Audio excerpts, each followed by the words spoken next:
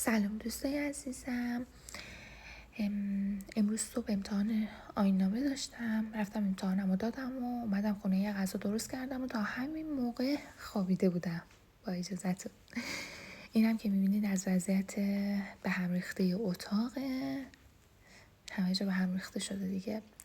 اولین کار گفتم کتری رو آب کنم، یه نسکافه بر بدن بزنیم، بعدش شروع کنم به کارهای دیگه، چون تایم صبحم واقعا از دست دادم، نتونستم کاری انجام بدم. کتری رو روشن میکنیم، ظرفایی که برای ناهار خورده بودیم شستم و گذاشتم که خوش بشن. حالا همه رو مرتب کردم، گذاشتم سر جاشون. یه عودم گفتم روشن کنم که برای خونه انرژی مثبتش رو خیلی دوست دارم.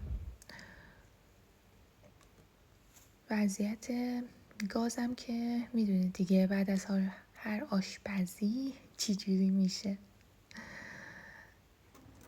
همه جا رو اسپری کردم، چون به غیر از تمیز کردن گاز واقعا برق افتادنش واسم خیلی مهمه، بیشتر وقتم هم سر همین میره. اینم که یک گاز براق و خوشگل. حالا بریم سراغ لباسا رو که از دیروز شسته بودم دیگه تا امروز کاملا خشک خوش شدن.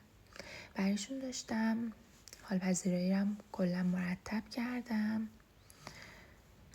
بچه باورتون میشه انقدر که خونه ما گرمه بدون روشن بودن شوفاژ من درها رو باز میذارم همیشه.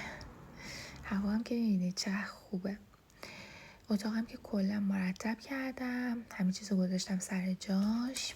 بله اینم که میبینید کتاب آیین‌نامه که من امروز قبول شدم، خیلی خوشحالم. بره که فعلا یه گوشه‌ای باشه. اینم که پوشه واسه امتحان فرمون، بهمون گفتن حتما بیاریم با خودتون. فعلا بذارم تو این کشو باشه تا بعد.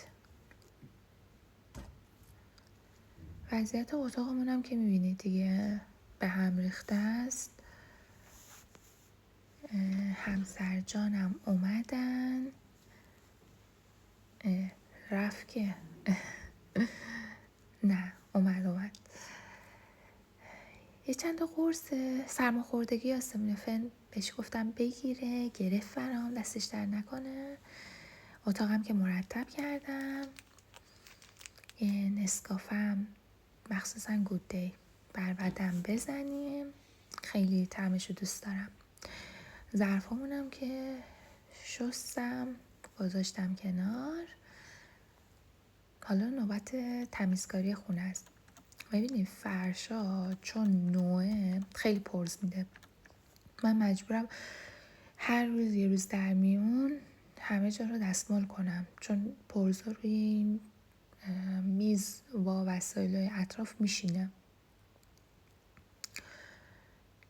همه جا رو دستمال کردم، مرتب و تمیز.